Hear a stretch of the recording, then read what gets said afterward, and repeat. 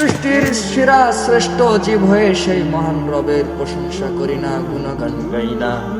সেই মহান রবের আমরা দাসত্ব করি না। কথা বলেন ঠিক কিনা?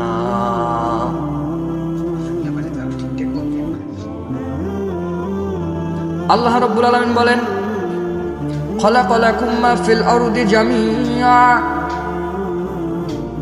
এই পৃথিবীর মধ্যে যা কিছু সৃষ্টি করেছেন সমস্ত কিছু মানুষের জন্য সৃষ্টি করেছেন। কারণ মানুষ যখন দুনিয়ায় চলাফেরা করতে যাবে, তার যখন কোনো প্রয়োজন হবে, কোনো দরকারি সামগ্রী তার যখন প্রয়োজন হবে, কোনো যেন তার সমস্যা হয়, এই জন্য আল্লাহ রাব্বুল আলামিন বান্দার জন্য পৃথিবীর মধ্যে যা কিছু আছে সমস্ত কিছু সৃষ্টি করে দিয়েছেন।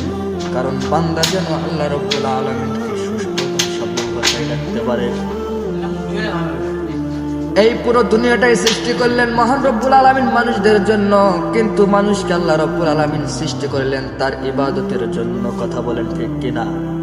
আল্লাহ রাব্বুল আলামিন বলেন, মা খালাকতুল জিন্না ওয়াল ইনসা ইল্লা লিয়াবুদুন। আমি জিন এবং ইনসানকে সৃষ্টি করেছি শুধুমাত্র কেবলমাত্র আমার ইবাদতের জন্য। কার ইবাদতের জন্য? কিন্তু আমরা সেই মানুষরা সেই রবের ইবাদত করি না, তার গোলামি করি না, তার দাসত্ব করি না, বরং আমরা সেই রবের দেওয়া নিয়ামত ভক্ষণ করে তার গোলামি না করে মানুষের তৈরি মুক্তির সামনে গিয়ে মাথা নত করি। তার গুণগান গাই না, তার প্রশংসা করি না।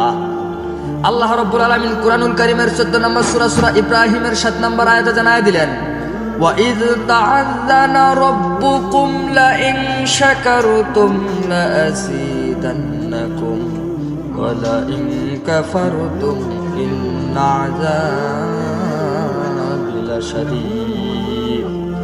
স্মরণ করো সেই রবের কথা, যখন কোন বান্দা আল্লাহ রাব্বুল আলামিনের নিয়ামত পাওয়ার পরে তার শুকরিয়া আদায় করে, তার গুণগান গায়, তার দাসত্ব করে, আল্লাহ রাব্বুল আলামিন তার নিয়ামত, ওই বান্দার নিয়ামত আরো বাড়িয়ে দেন, ওই বান্দার নিয়ামতকে আরো বৃদ্ধি করে দেন। আবার কোন বান্দা আল্লাহ তাআলার নিয়ামত পাওয়ার পরে তার শুকরিয়া আদায় করে না, তার দাসত্ব করে না, তার কৃতজ্ঞতা প্রকাশ করে না, বরঞ্চ বলে এটা বাপ দাদার সম্পদ, আমি নিজে খেটে খুঁটে অর্জন করেছি।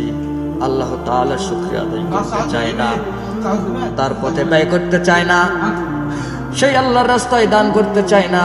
আল্লাহ রাব্বুল আলামিন বলেন, তাদেরকে জানায়া দাও আমার শাস্তি হলো বড়ই কঠিন। আমার শাস্তি কি? বড়ই কঠিন।